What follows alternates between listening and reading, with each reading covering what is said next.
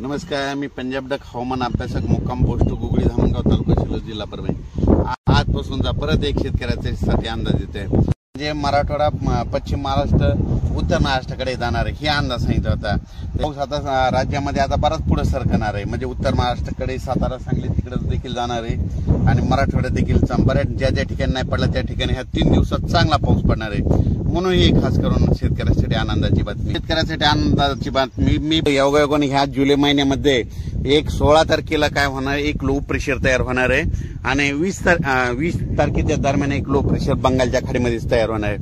दरवर्षी जुलै महिन्यात कधीच बंगालच्या खाडीचा पाऊस आपल्याकडे येत नाही, पण यावर्षी अशी परिस्थिती की जुलै महिन्यामध्ये ते लो प्रेशर येणार आहेत, म्हणून हा अंदाज लक्षात घ्यायचा। सर्व शेतकऱ्यांना सांगू इच्छिते की राज्यामध्ये सांगायचं झालं तर म्हणजे आज 7 तारखेपासून 7, 8, 9, 10 ते जवळपास 12, 13, 14, 15, 16 तारखेपर्यंत पाऊस राहणार आहे।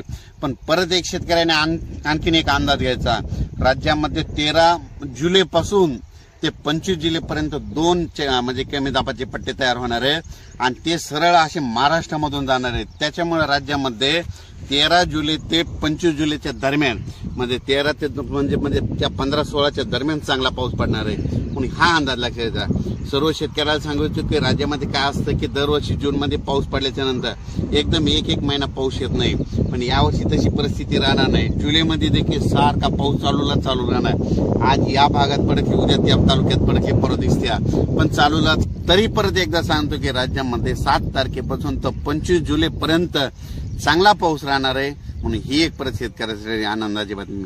अचानक वातावरणात बदल झाला होता, परत एक मेसेज दिला जाईल। धन्यवाद।